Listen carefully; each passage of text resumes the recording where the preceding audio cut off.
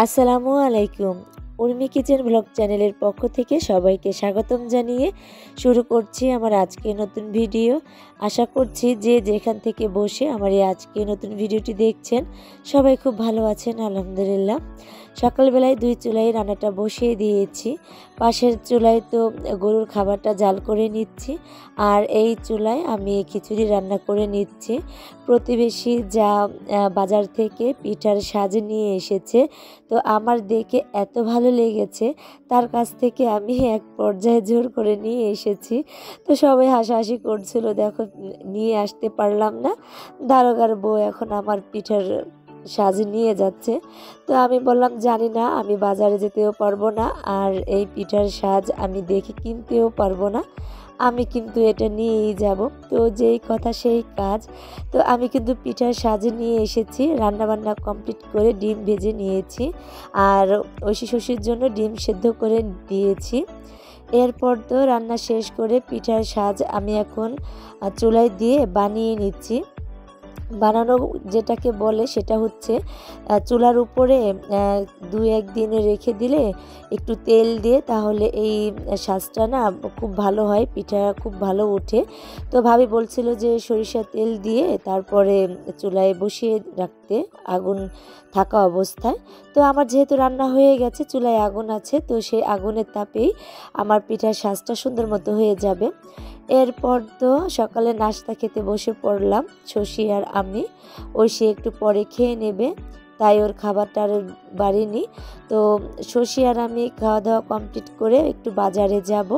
বাজারে যাওয়ার জন্য রেডি হয়েছি, আর এখানে এসে তো দেখছি এখানে যে রাস্তাটা ভেঙে গেছে, এখানে একটু মাটি দিয়ে নিচ্ছে তারা। রাস্তা ঠিক করবে না অবশ্য, কিন্তু এখানে যে একটা বড় গাড়ি আসবে, তো সেই গাড়ি যেন ঠিক মতো আসতে পারে, যার কারণে এখানে মাটি দিয়ে একটু ভরাট করে নিচ্ছে। পরবর্তীতে হয়তো এই রাস্তাটা কমপ্লিট করে নেবে। তো এখন আমরা রেডি হয়ে বাজারে যাচ্ছি টুকিটাকি একটু বাজার করার জন্যে। তো বাজারের ভিডিওটা আর শেয়ার করিনি, একটা বিশেষ প্রয়োজনের জন্যই কিন্তু বাজারে গিয়েছিলাম। তো যেই কারণে গিয়েছিলাম সেই কাজটা আমার হয়নি, মানে ছোট্ট একটা চুলা আনতে গিয়েছিলাম শশীর জন্য, তো সেটা আর পাইনি, মানে আমাদের পছন্দ হয়নি। তো ওকে বললাম যে নদীর পাড় থেকে কাদা মাটি তুলে তোমাকে আমি সুন্দর করে বানিয়ে দেব।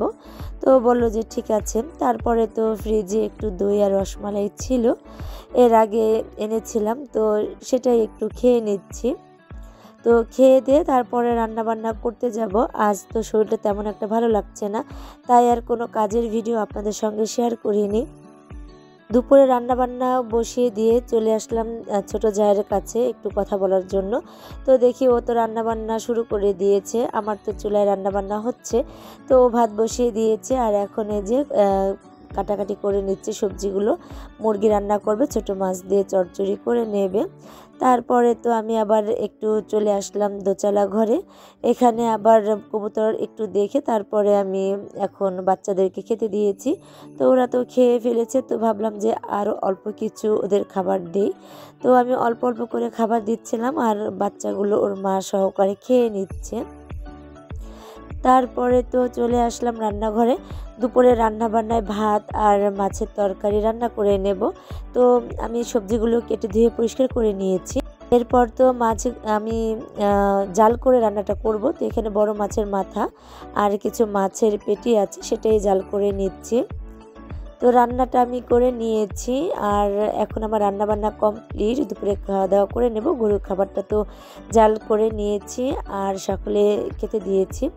তো প্রতিদিনের মতো আমার সকল প্রিয় আপু ভাইদেরকে মনে করিয়ে দিচ্ছি এবং রিকোয়েস্ট করে নিচ্ছি, ভিডিওর শুরুতে যারা লাইক দিতে ভুলে গেছেন প্লিজ ছোট করে একটা লাইক দিয়ে দিবেন। আর আমার চ্যানেলটিকে যারা এখনও সাবস্ক্রাইব করেননি, আমার আজকের ভিডিওটির কোনো অংশ ভালো লেগে গেলে সাবস্ক্রাইব করে পাশে থাকার বেল আইকনের অল অপশনটি প্রেস করে আমার পাশেই থেকে যাবেন। রাতের বেলায় আমি তো শশীকে নিয়ে প্রাইভেটে পড়াতে যাব। তো এখানে দেখছি মমিনুল বলল যে কাকি সাপ দেখবে কিনা, এসো সাপ দেখে যাও।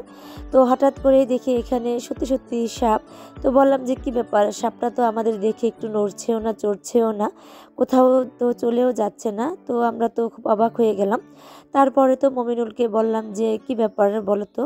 তো ও বলল যে কাকি আমি তো যাচ্ছিলাম, তো আমার সাইকেলের নিচে সাপটা পড়ে গেছে, তাই এখানে এক কর্নারে এসে চুপ করে বসে আছে। তো এখন কি করব? তো জাহেদা বলছিল যে মেরে ফেলার জন্য, তাই ও কিন্তু এখন এই সাপটাকে মেরে তারপরে ফেলে দিবে। আর কত বড় ফাজিল, আমাদের দিকে ধরিয়ে দিচ্ছিল। আমরা তো এক চিৎকার দিয়েছি যে কি করে এগুলা।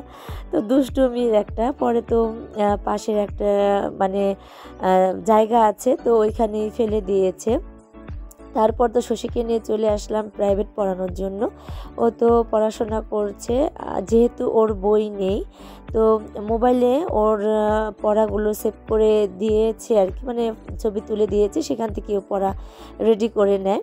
তো যাই হোক, ওকে প্রাইভেট পড়ানোর পর বাসায় চলে এসেছি। এরপর তো বাসায় চলে আসলাম। তারপর তো শশী বলছিল আম্মু আমাকে খাইয়ে দাও, আমি খেয়ে এখন ঘুমিয়ে পড়বো। তাই এখন আমি ওকে খাইয়ে দিচ্ছি। আর ফুলকপিটা যেহেতু ওর খুব পছন্দের, তাই ভাতের সঙ্গে ভালো করে মিশিয়ে এখন মাছের সঙ্গে আমি ওকে খাইয়ে দিচ্ছি। তো এই ছিল আমার আজকের একটা ভিডিও। তো কেমন লাগলো অবশ্যই কমেন্ট করে জানাবেন। আজ এখানেই বিদায় নিচ্ছি, সবাই ভালো থাকবেন। আসসালামু আলাইকুম।